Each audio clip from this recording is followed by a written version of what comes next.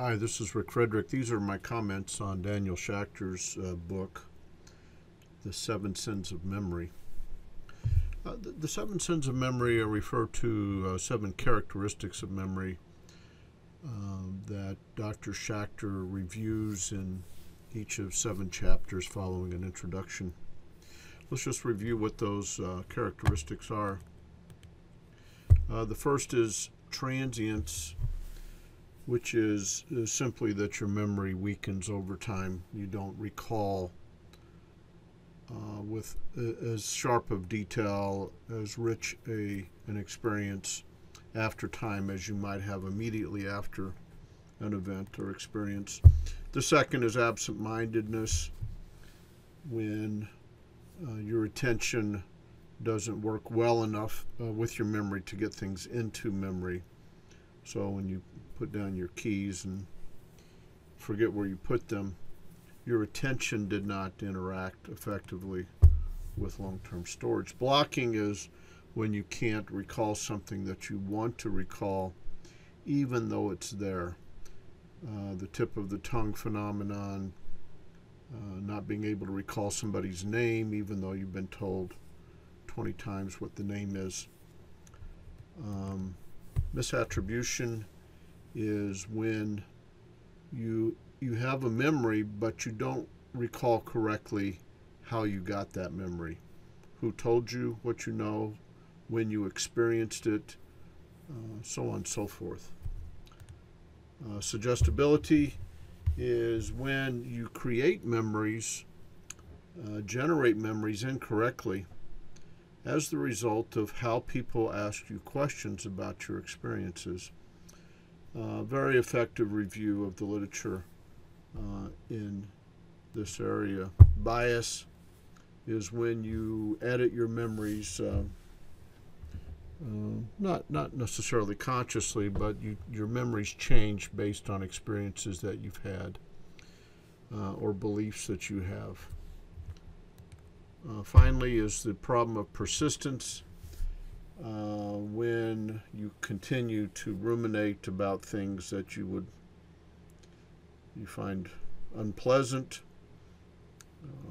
harmful, irritating. You can't stop when you have songs in your head that you cannot get out. The final chapter of this book, the 8th chapter, concerns whether these sins are really strengths. So in the final chapter, I believe it's something like vice versus virtue.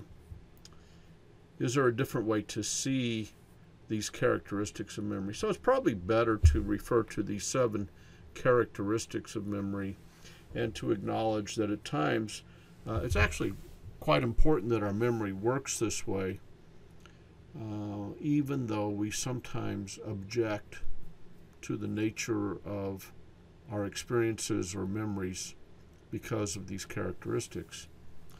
Okay, so comments. First of all, I thought this was an excellent book. I think he has used it as a textbook. I got a used copy, and there's notes apparently from a student in his class who apparently took them as a student. I think it would be an excellent textbook for an upper level course. And it's written in a sort of science writing sort of way, which is not a lot of quotes or citations in the text. So it's readable, accessible to a general audience.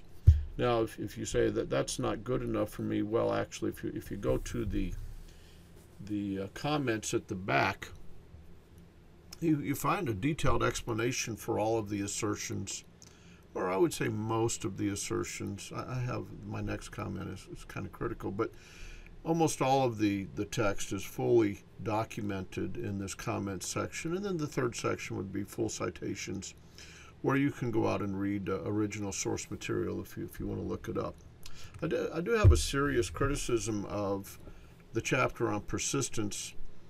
And in this chapter, Professor Schacter continued to make an example of a major league pitcher who had committed suicide many years after a terrible outing that led to a collapse, perhaps, of a a team in the playoffs. And he claims in this chapter that the suicide was prompted by persistence of a negative memory. I would argue he really has no proof of this argument. And as psychologists, we should really reject this form of maybe even unauthorized psychological autopsy. There are many other sources about this picture suicide that would take an alternate view and provide different arguments. But really, who wants to have themselves or somebody they're close to discussed in this way when there really isn't the evidence? Dr. Schacter didn't present the evidence that would support his argument. And I had a sharply negative reaction to this chapter because of it, so I call it needless. Then the final chapter, chapter 8, was quite readable and enjoyable.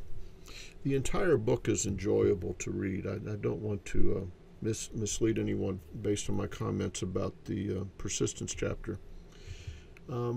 When I read chapter 8, I said I wish I had seen these things earlier in the chapters and to have a more balanced discussion of the quote sins of memory, as opposed to just the characteristic of memories with pluses and minuses for